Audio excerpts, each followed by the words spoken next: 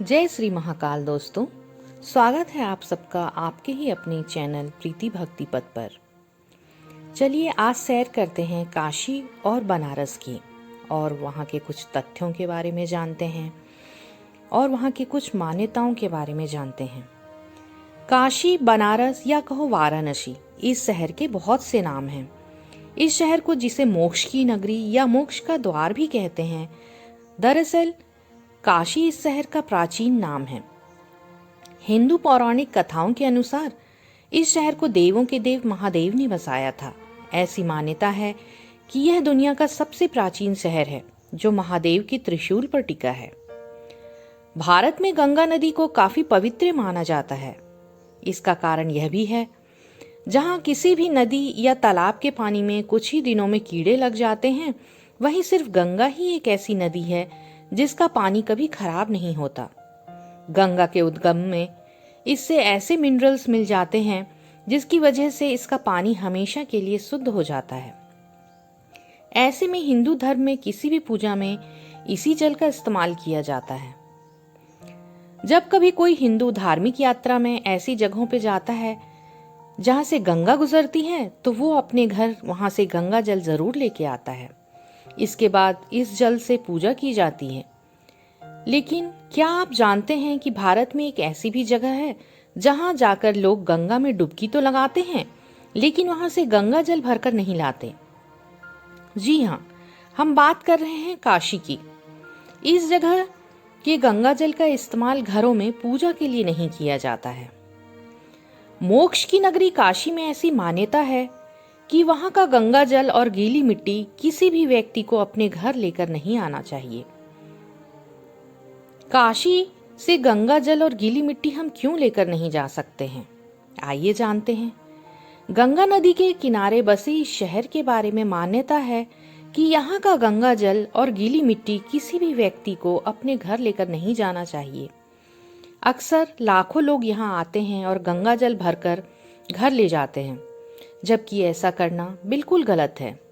इस मान्यता के पीछे कई पौराणिक कारण हैं। आइए इसे समझते हैं ताकि हम और आप भविष्य में ऐसी गलती न करें। काशी से जुड़ी कुछ मान्यताएं हैं। ऐसी मान्यता है कि मोक्ष की इस नगरी में जो भी जीव जंतु और इंसान आकर अपने प्राण त्यागता है, उसे जन्म मरण के चक्र से छुटकारा मिल जाता है। यही कारण है कि काशी में कई मोक्ष आश्रम बने हुए हैं, जहां आकर लोग अपने जीवन का अंतिम समय बिताते हैं। वे यहाँ अपनी मृत्यु तक ठहरते हैं और मोक्ष की प्राप्ति करते हैं। यह भी मान्यता है कि अगर कोई व्यक्ति किसी को काशी आने के लिए प्रेरित करता है तो उसे पुण्य की प्राप्ति होती है। वहीं इस नगरी से किसी को अलग करने वाला व्यक्ति पाप का भागीदार माना जाता है। हिंदू पौराणिक मान्यताओं के अनुसार एक व्यक्ति कहीं से भी गंगा जल अपने घर ले जा सकता है, लेकिन उसे काशी से गंगा जल अपने घर नहीं ले जाना चाहिए। दरअसल जो लोग काशी से गंगा जल अपने साथ ले जाते हैं, वे जल में समाहित जीव जंतुओं को भी अपने घर ले जाते हैं।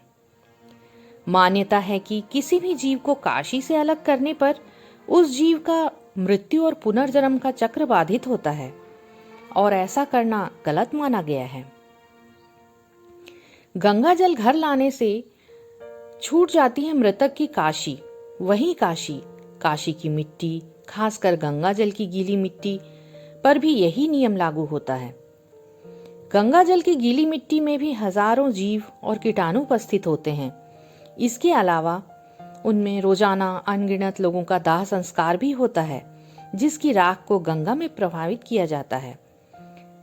ऐसे में काशी से गंगा जल ले जाने पर आप मृतक के अंश और राख को भी अपने साथ अपने घर ले जाते हैं। इससे उस मृतक व्यक्ति की काशी छूट जाती है और उसे मोक्ष पाने में भी बाधा आती है।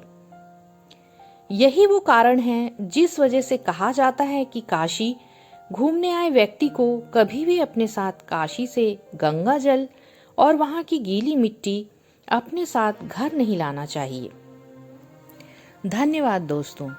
तो यह थी काशी से जुड़ी हुई कुछ मान्यताएं और वहां के गंगा जल और गंगा तट की गीली मिट्टी के रहस्य। मैं प्रीति सिंह आपसे आज्ञा चाहूंगी। साथ ही मिलते हैं फिर से अगले सफ़र में। जय श्री महाकाल।